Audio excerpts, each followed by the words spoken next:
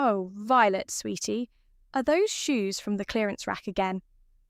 My mother's voice cut through the clatter of champagne flutes and forced laughter at our monthly family brunch. Every head at the table turned to stare at my perfectly respectable black flats, the same ones I'd worn to board meetings with Fortune 500 CEOs, not that they'd ever know. My name is Violet, and I'm 31 years old. To my family, I'm their perpetual disappointment wrapped in a charity worker's salary. They're comfortable, Mum. I reached for my mimosa, ignoring the way my sister Evelyn smirked behind her crystal glass. Comfort over style, Evelyn said, adjusting her designer blazer. That's so you, Vi. Speaking of which, did I mention I made senior partner this week?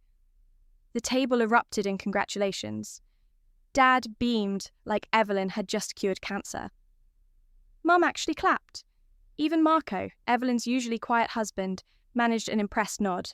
That's wonderful, honey, Mum gushed. Tell us everything. As Evelyn launched into her victory speech about billable hours and corner offices, I studied the faces around our mahogany dining table. The same table where I'd announced my acceptance to Harvard Business School at 22, only to watch Dad's smile fade when I explained I wanted to use my MBA for non-profit work. The Morrison case was particularly challenging, Evelyn was saying, but when you're dealing with that level of corporate litigation, you need someone who understands real money, real stakes. Unlike your sister's little charity hung unspoken in the air. How much will the partnership increase your salary? Mum asked, practically salivating. Let's just say Marco and I are looking at houses in the Hamptons now. More applause. More beaming. I took another sip of my mimosa and wondered what they'd say if they knew the foundation I worked for had an endowment larger than most small countries' GDP. What about you, Violet? Cousin Sadie asked from across the table. She was visiting from Portland, one of the few family members who didn't treat me like a well-meaning failure. How's work going? Oh, you know, I said carefully. Same old non-profit stuff. We're expanding our international programs. That's nice, dear, Mum said in that tone she used when she was already mentally moving on to more important topics. It must be so fulfilling to help people, even if it doesn't pay much. Dad raised his champagne glass. To my girls, he announced. Evelyn, congratulations on the partnership. You've always been destined for greatness. He turned to me with that patronizing smile I knew so well. And Violet, we're proud of your dedication to helping others, even if we worry about your financial future. Here's to success in all its forms, he continued, and to family supporting each other through thick and thin. Everyone raised their glasses. I lifted mine, tasting bile along with the champagne. If only they knew who actually paid for this house. If only they saw the letterhead on my business cards. If only they understood that their little charity case could buy and sell everything they owned without checking her bank balance. But they didn't know. And I'd worked very hard to keep it that way. You know, Violet, Evelyn said as we all drank, if you ever want to transition to real legal work, I could put in a word at my firm. The paralegal position doesn't pay much, but it's better than... Dad's champagne glass shattered against the hardwood floor. Not drop, shattered, like his hand had suddenly forgotten how to hold it. Brian? Mom's voice went sharp with alarm. Dad's face had gone grey, his eyes unfocused. He swayed in his chair, one hand clutching his chest. Dad? I was on my feet before I realised I'd moved. He tried to speak, but only a wheeze came out. Then his eyes rolled back and he collapsed forward, his head hitting the table with a sickening thud. Chaos erupted, Mum screaming, Evelyn shouting for someone to call 911, Marco already on his phone, Sadie crying. I knelt beside Dad's chair, checking his pulse with steady hands, while everyone else fell apart around me. His heartbeat was erratic, his breathing shallow. The ambulance is coming, Marco announced. As we waited, watching Dad's chest rise and fall in uneven rhythms, I caught Evelyn staring at me, with something I'd never seen before in her eyes. Fear, not for Dad, though that was there too, but fear of what would happen to their perfect little hierarchy if the man who'd always been their anchor suddenly wasn't there to hold it all together. The sirens wailed in the distance, growing closer. None of us knew yet that everything was about to change. The waiting room at Mount Sinai smelled like disinfectant and desperation. We'd been there for 6 hours, and Evelyn was already working her phone like a woman possessed. "Yes, I need to speak to Dr. Richardson immediately," she barked into her cell. "This is Evelyn Fletcher from Morrison, Klein and Associates. My father has been admitted, and I need the best cardiac specialist you have." Mum sat rigid in her chair, clutching her Hermes bag like a life preserver. "Did you reach the Hendersons? They know that wonderful doctor at Presbyterian." "Already called them," Evelyn said, covering her phone. "And the Washingtons. And your book club president. Everyone's making calls." I sat in the corner, watching them orchestrate their campaign of connections and influence. The same network that had gotten Evelyn into law school, landed her internships, opened every door she'd ever walked through. "Violet, can you get us coffee?" Mum asked without looking at me. "The good kind from that cafe downstairs, not the vending machine." "Sure." I stood up, grateful for an excuse to escape. When I returned 20 minutes later with a cardboard tray of lattes, Evelyn was pacing by the windows. "What did the doctor say?" I asked, distributing cups. "Rare genetic cardiomyopathy," Mum said, her voice hollow. "Progressive. Fatal." The words hit like ice water. "How long?" 6 months, maybe less." Evelyn stopped pacing. "Unless he gets into an experimental treatment program. There's a place," Mum continued, the Morrison Institute in Switzerland. "They're doing cutting-edge work with genetic heart conditions." "But," I could hear the but coming. "But it's impossible to get in," Evelyn said. 2-year waiting list minimum. And the cost..." She shook her head. "We're talking about the price of a mansion. Maybe 2. I sipped my coffee, processing. The Morrison Institute. I knew it well. "I've already called Senator Williams's office," Evelyn continued, "and Judge Martinez. Even reached out to that pharmaceutical executive Mum knows from the country club." "What did they say?" "They'll try, but..." Mum's voice cracked. "It's not enough. This isn't about knowing the right people. This is about money. Serious money." Over the next 3 days, I watched my family's privilege machine sputter and fail. Evelyn worked every contact in her phone. Mum called in decades of social favours. They name-dropped, they begged, they leveraged every relationship they'd ever cultivated. Nothing. The Rothschild Foundation said, "No," Evelyn announced on Thursday, throwing her phone onto the hospital cafeteria table. "Even with Senator Williams's recommendation." "What about the emergency fund at your firm?" Mum asked desperately. "It's for partners' families, and it caps at 50,000. We need 20 times that." I stirred my soup, saying nothing. They'd barely acknowledged my presence all week, except to send me on coffee runs and parking meter duties. "Maybe we could take out loans," Mum suggested. "Use the house as collateral." "Mum, even if we mortgaged everything we own, it wouldn't be close to enough." They sat in defeated silence. 3 days of their golden network producing absolutely nothing. "I called that Swiss clinic directly," Evelyn said finally. "Spoke to someone in administration. She was polite but firm. No exceptions, no shortcuts. Full payment up front, and the waiting list is ironclad." Mum started crying then. Quiet, dignified tears that somehow made it worse than if she'd been sobbing. "There has to be something," she whispered.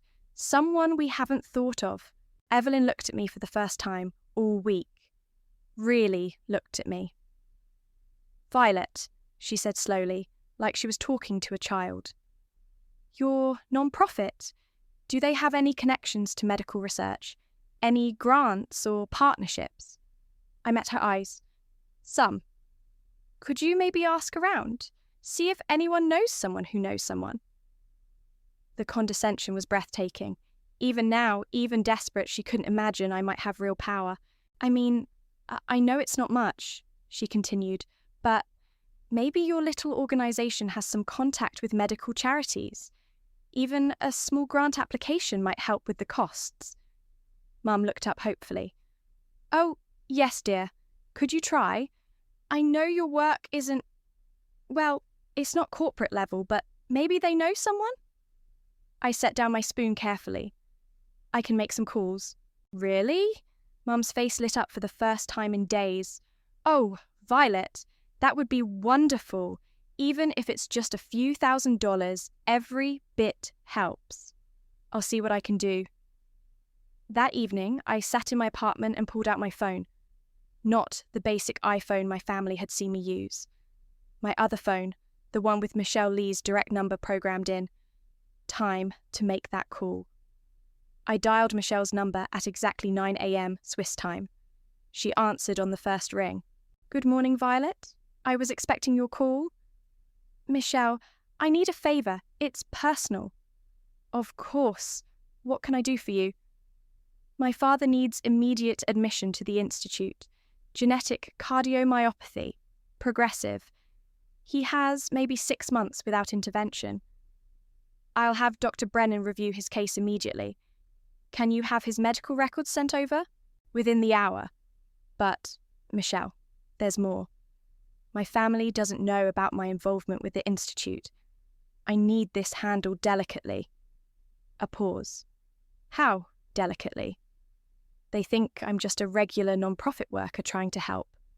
Let them believe that for now." "Understood. I'll handle the arrangements personally." "Full funding?" "Naturally. Should I prepare the usual suite for family members?" "Yes. And Michelle?" "Thank you." "It's an honour, Ma'am." I hung up and immediately called my family's group chat. "I have news," I typed. "Meet me at the hospital in 2 hours." When I arrived at Dad's room, they were all there. Mum perched on the edge of her chair, Evelyn pacing, Marco reading medical journals on his phone. "Well," Evelyn demanded, "what did your people say?" "I made some calls," I said carefully. "Spoke to someone at a medical foundation that partners with international treatment centres." "And?" Mum's voice was barely a whisper. "They're going to review Dad's case. The woman I spoke to seemed optimistic." "Optimistic how?" Evelyn's lawyer instincts were kicking in. "What exactly did she say?" "She said she'd have a specialist review his records today. If he qualifies, they might be able to expedite the process." "Expedite?" Mum stood up. "You mean skip the waiting list?" "Possibly." Evelyn narrowed her eyes. "Violet, what kind of non-profit do you work for exactly? Because this sounds too good to be true." Before I could answer, my phone rang. Michelle's number. "Excuse me," I said, stepping into the hallway. "Violet, we've reviewed the case. Dr. Brennan confirms your father is an excellent candidate. We can admit him Monday." "Monday? This Monday?" "Yes. Full treatment protocol. Estimated duration 6 months. The administrative team is preparing his paperwork now." "What about payment?" "Already handled through the Foundation's emergency fund." I closed my eyes. "Thank you, Michelle. Should I call the family directly with the news?" "No, let me handle it." I walked back into the room where my family sat frozen, watching my face. "They said yes," I announced. The silence stretched for 10 seconds. 20. "Yes, to what exactly?" Evelyn asked slowly. "Immediate admission to the Morrison Institute. Full treatment program. All expenses covered." Mum's coffee cup hit the floor and shattered. "That's impossible," Evelyn said.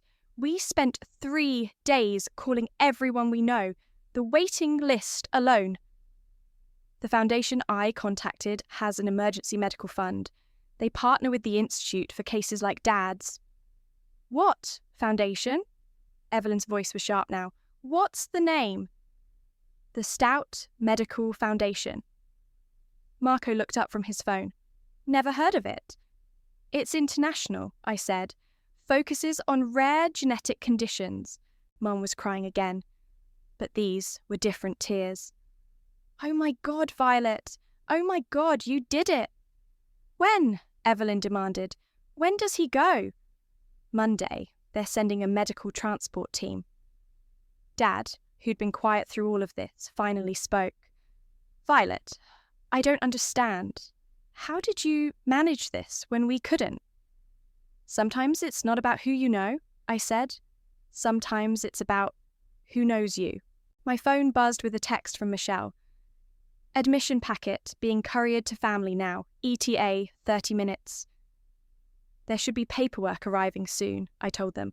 All the details, travel arrangements, everything. Evelyn was staring at me like she'd never seen me before. This doesn't make sense. A foundation just doesn't hand out million-dollar treatments to strangers. Dad's not a stranger. His case fits their criteria perfectly.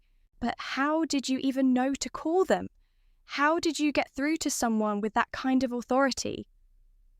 Before I could answer, a courier appeared in the doorway, holding a thick manila envelope. Delivery for the Stout family? Mum practically lunged for it, tearing it open with shaking hands.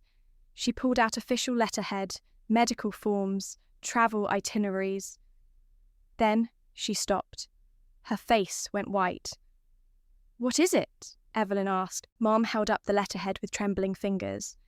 At the top, in elegant script, were the words, The Stout Medical Foundation. And below that, in smaller print, Founded and chaired by Violet Stout. The room went dead silent. Evelyn snatched the paper from Mum's hands, scanning it quickly. Her mouth fell open.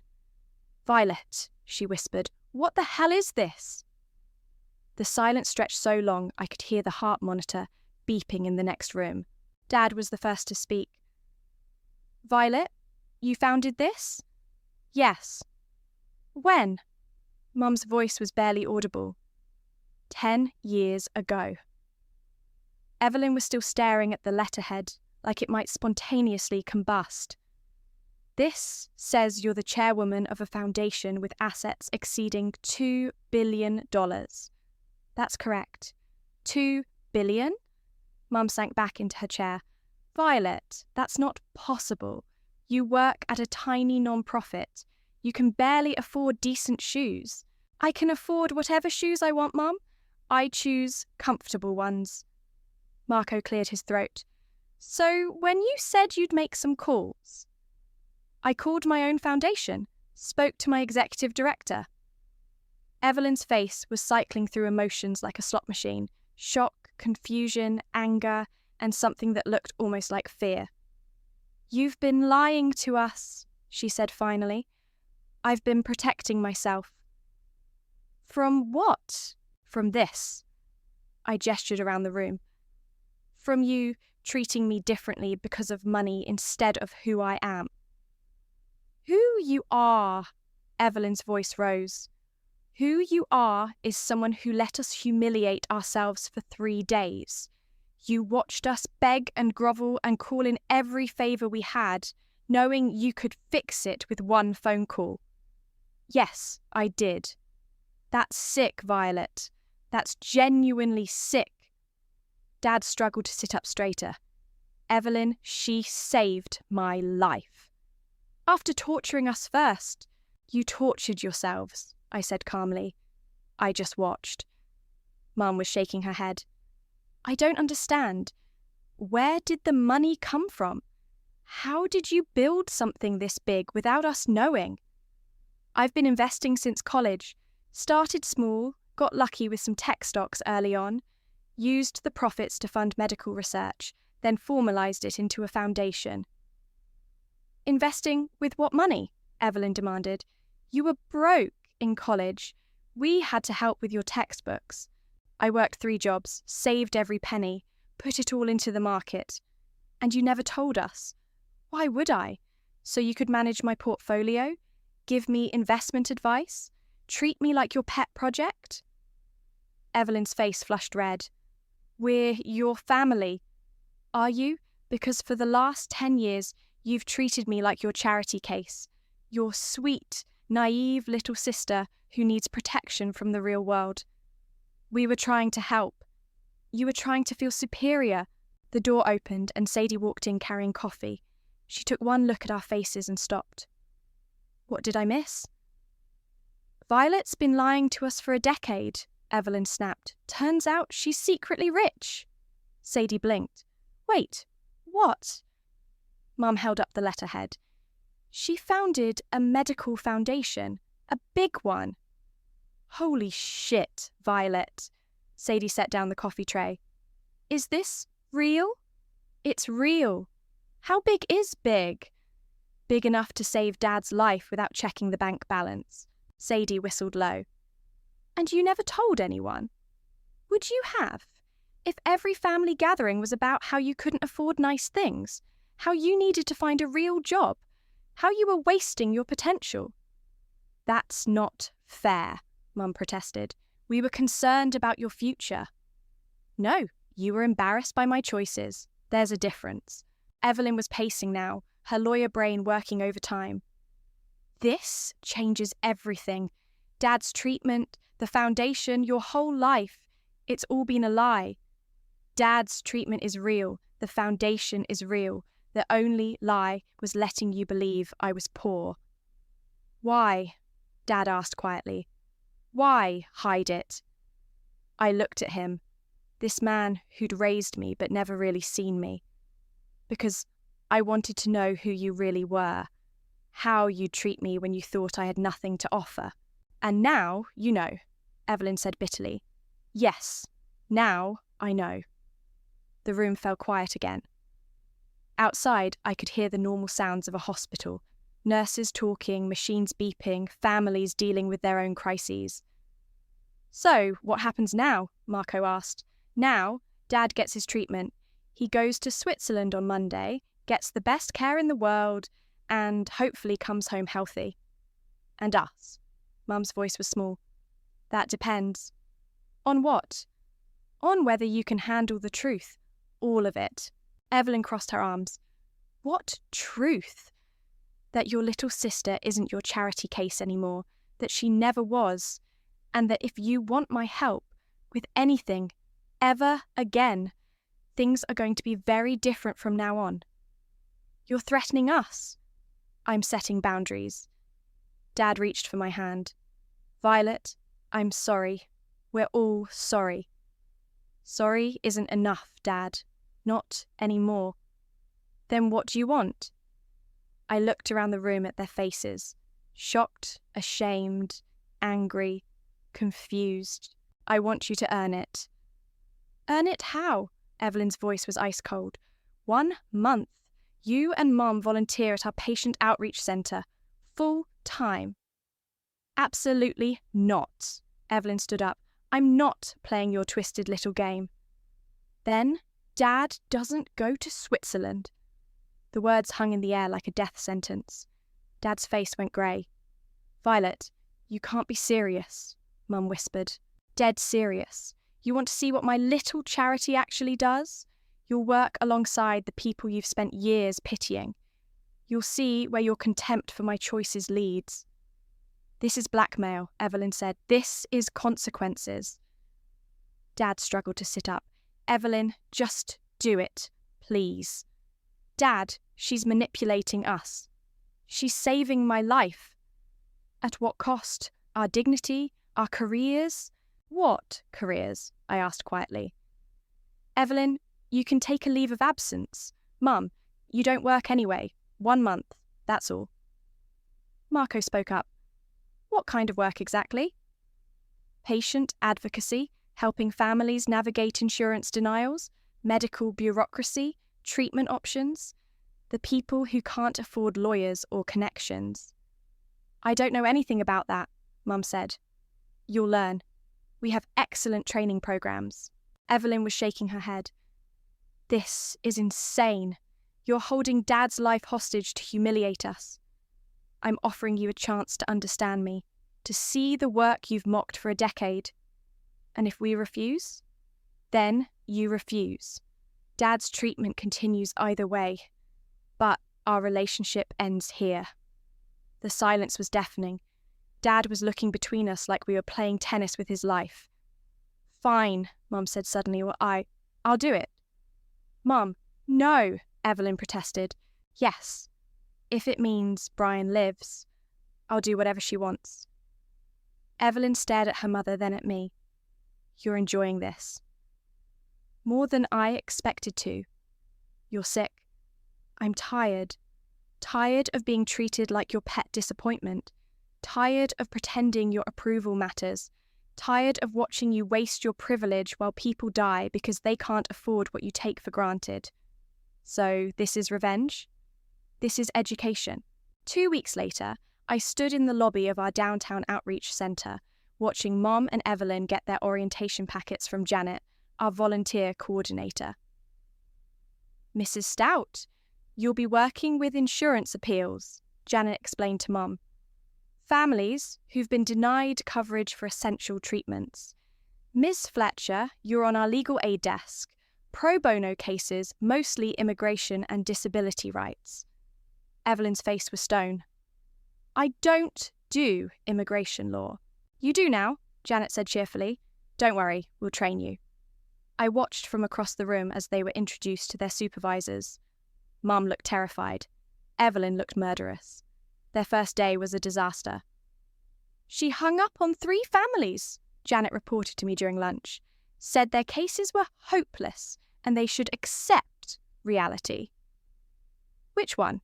Your sister. Your mother actually did better. She cried when the Martinez family told their story, but she stayed on the phone.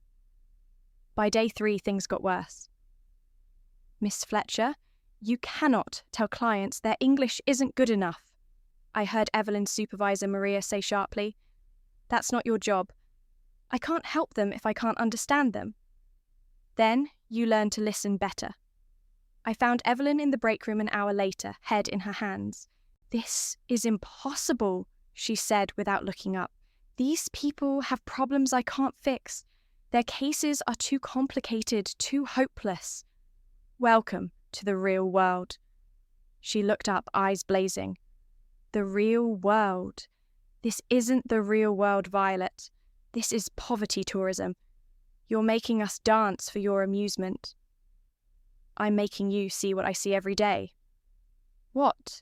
That life is unfair? That some people get dealt bad hands? I already knew that. Did you? Because you've spent your whole life insulated from it.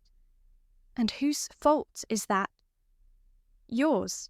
You chose comfort over compassion, status over service. Not everyone can be a saint like you, Violet. I'm not a saint. I'm just someone who decided to do something about the problems instead of ignoring them. Mum appeared in the doorway, looking exhausted. The Williams family got approved, she said quietly. Their daughter can have the surgery. That's great, Mum. I helped with that. Me. I actually helped save a child's life. She sat down heavily. I've never done anything like that before. Evelyn stared at her mother. Mum, you've done plenty of good things. Have I? What have I actually accomplished? What legacy am I leaving besides charity galas and book clubs? You raised us. I raised you to be successful. I didn't raise you to be useful. The words hit like a slap. Evelyn's face crumpled. This isn't fair, she whispered. You're changing all the rules.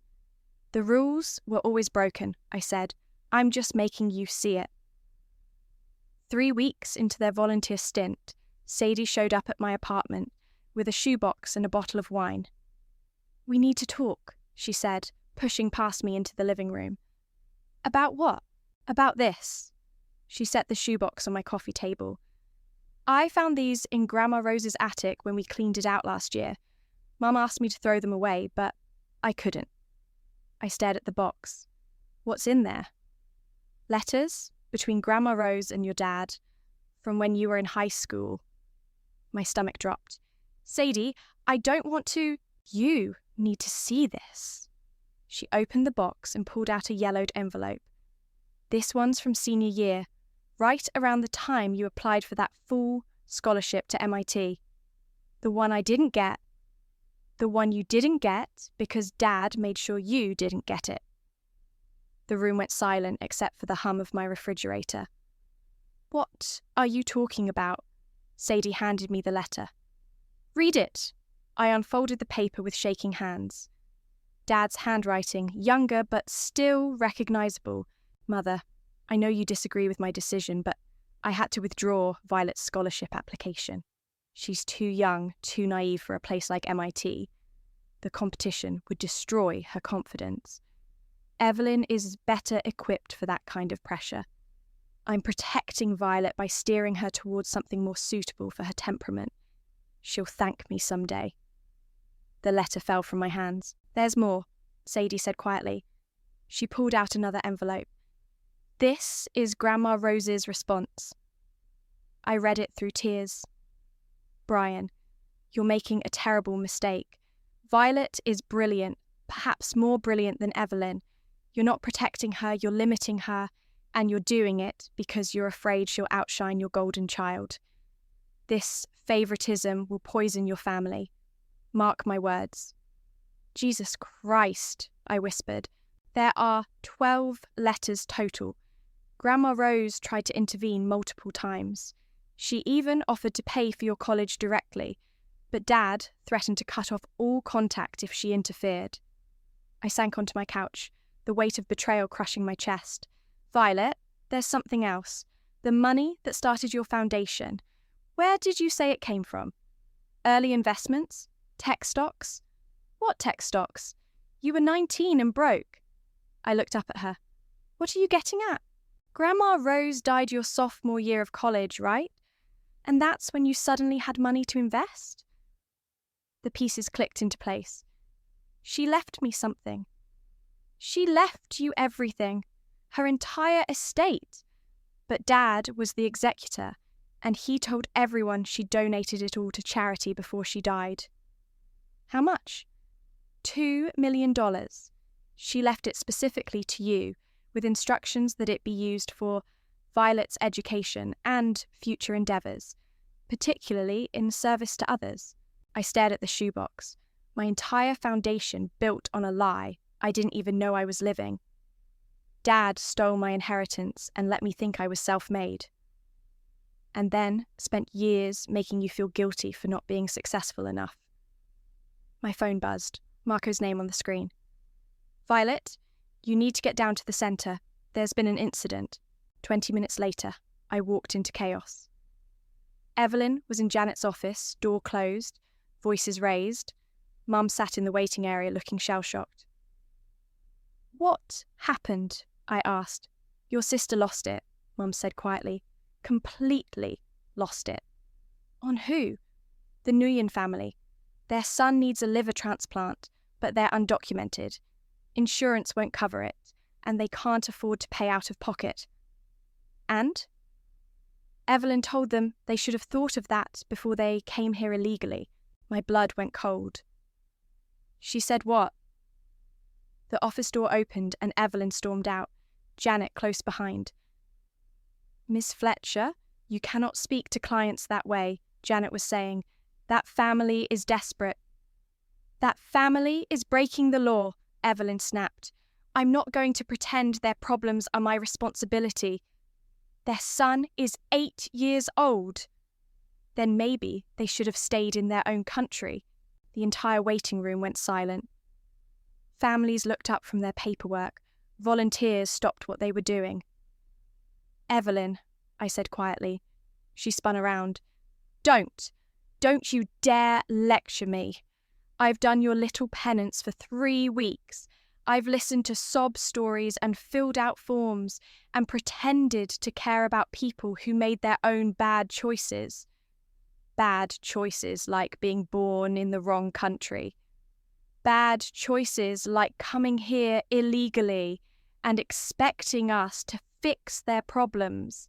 Their problems? You mean like needing medical care? Like wanting their children to live?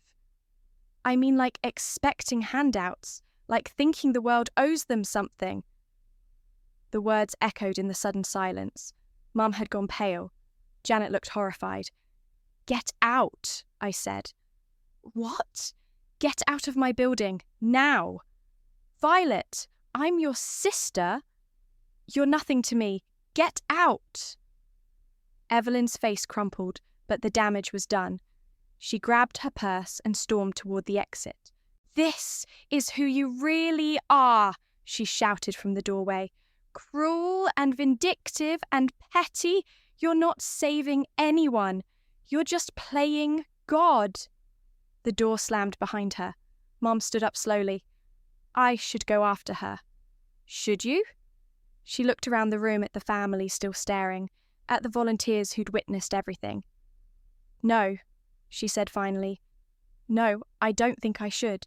Dad was being discharged from the Morrison Institute when I got the call. 6 months of treatment, and his heart was stronger than it had been in years. "Violet, we need to talk," he said over the phone, "all of us, before I come home." "Evelyn too?"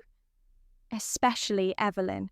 I arranged to meet them at Mum's house the next evening. When I arrived, they were all sitting around the same dining table where this had started 8 months ago. The same table where Dad had collapsed during his toast to success. Dad looked healthier than I'd seen him in years, but his eyes were different, older, sadder. "I know about the letters," he said without preamble. I set my purse down carefully. "Which letters?" "The ones from your grandmother. Sadie showed them to me in Switzerland." Mum's face went white. "Brian, what letters?" "The ones where she begged me not to sabotage Violet's scholarship. The ones where she warned me I was destroying our family with favoritism." Evelyn looked confused. "What scholarship?" Dad's voice was barely a whisper. "MIT, full ride.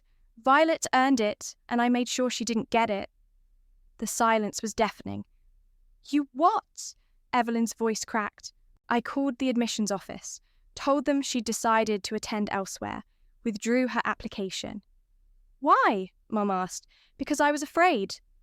Dad looked at me with tears in his eyes. "Afraid that if you succeeded that spectacularly, it would overshadow Evelyn. Afraid that my perfect family hierarchy would crumble. So you sabotaged me. I told myself I was protecting you.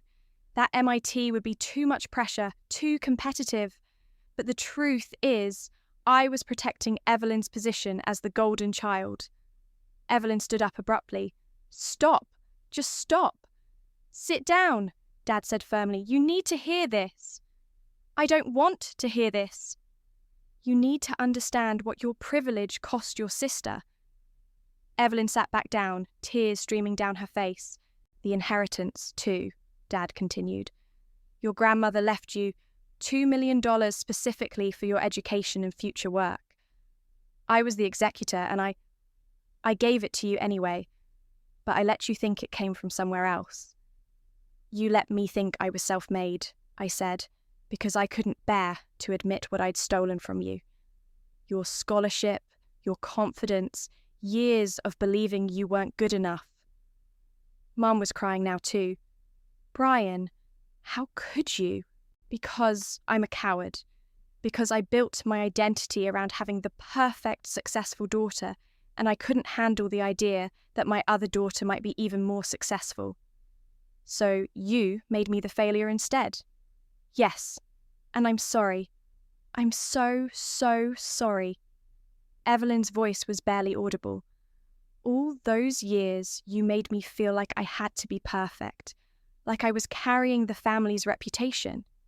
You were, because I put that burden on you, and you made Violet feel like she was worthless." "Yes. Jesus Christ, Dad." Evelyn buried her face in her hands.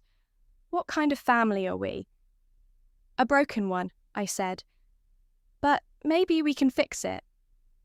How? Mum asked. How do we come back from this? I looked around the table at their faces. Ashamed, desperate, finally seeing clearly. You start by acknowledging what happened. Publicly. What do you mean? Dad asked. The foundation is releasing its annual report next month. There's going to be a feature story about my background, my journey from failed family member to international philanthropist.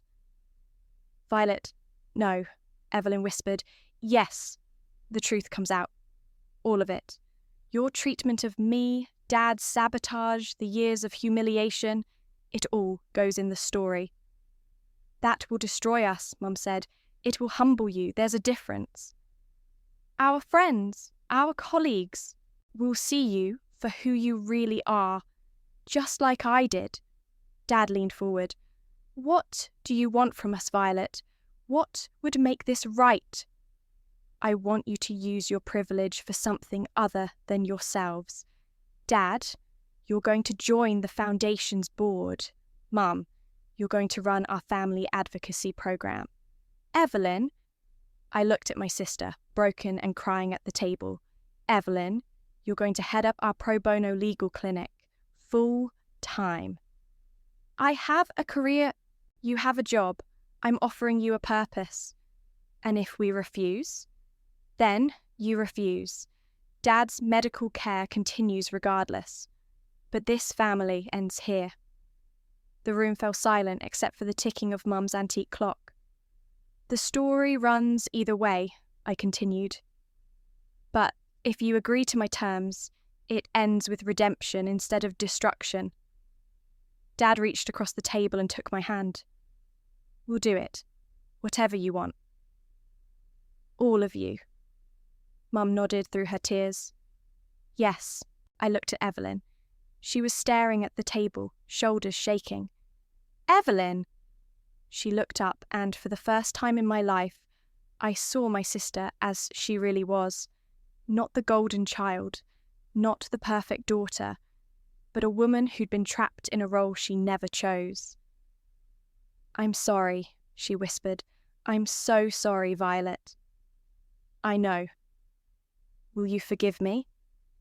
I squeezed Dad's hand and looked around the table at my broken, humbled family. We'll see. The Foundation's annual gala was held at the Metropolitan Museum, and for the first time in 10 years, my entire family was there. Not as my guests, but as my colleagues. The Nguyen boy got his transplant, Evelyn said, appearing at my elbow with 2 glasses of champagne. Surgery went perfectly. I accepted the glass. How are his parents?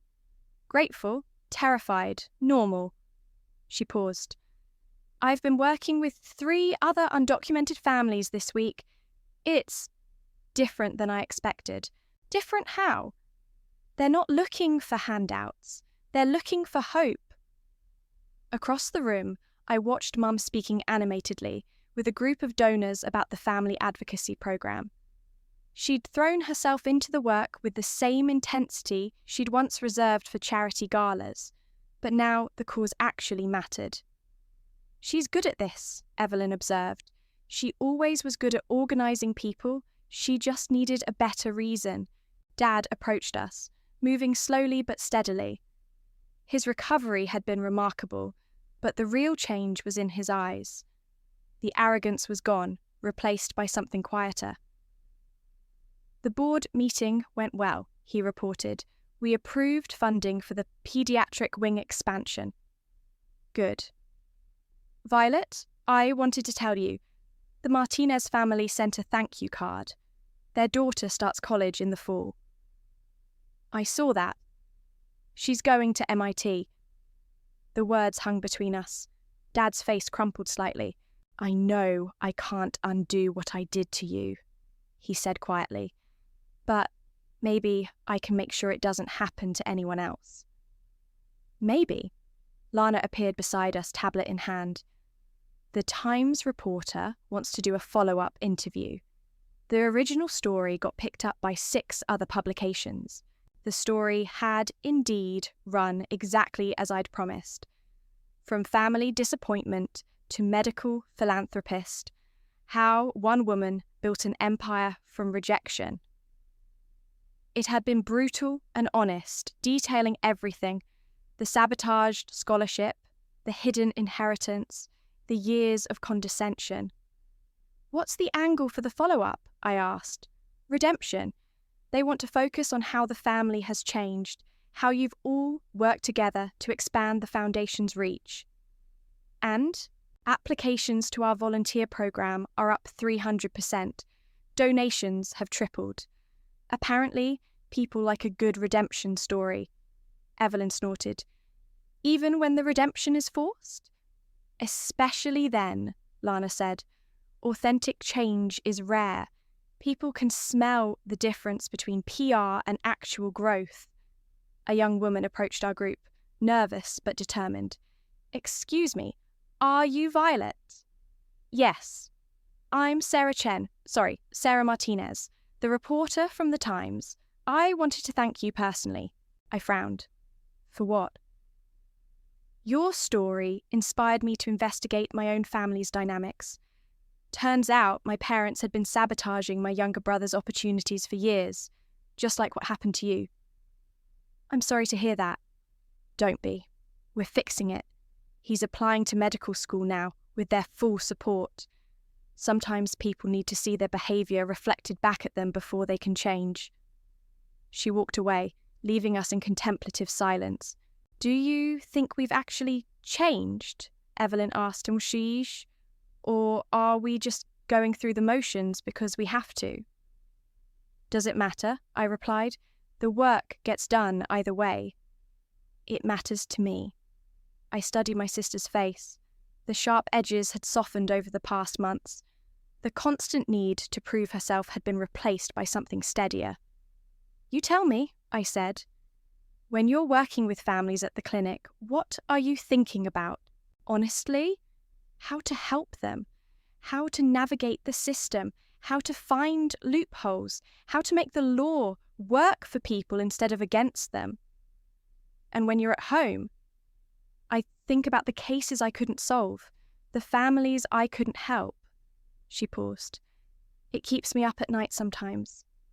Good. Good? Caring enough to lose sleep over strangers. That's not something you can fake. Mom joined our circle, slightly breathless from her donor conversations. The Hendersons want to fund an entire research wing, and the Washingtons are considering a major gift. The same people who wouldn't return your calls when Dad was sick? I asked. Is the very same. Mum's smile was rueful. Funny how success changes people's willingness to help. Or maybe it just reveals who they always were, Dad said. The gala continued around us, but I found myself studying the faces of my family.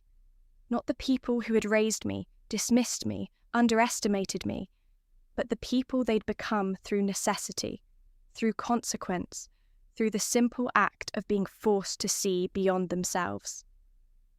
Violet, Evelyn said suddenly, do you forgive us? The question I'd been avoiding for months, the one that mattered most. I'm learning to, I said finally, but forgiveness isn't a destination. It's a daily choice. And today? I looked around at the gala, at the work we were doing, at the lives being changed by the foundation that had grown from my grandmother's love and my family's cruelty. Today, I choose to keep trying. The orchestra began playing, and couples moved toward the dance floor. Dad extended his hand to Mom. Evelyn found Marco. And I stood alone for a moment, watching my family dance. They would never be the family I dreamed of having, but they were becoming the family I could live with. And sometimes that's enough.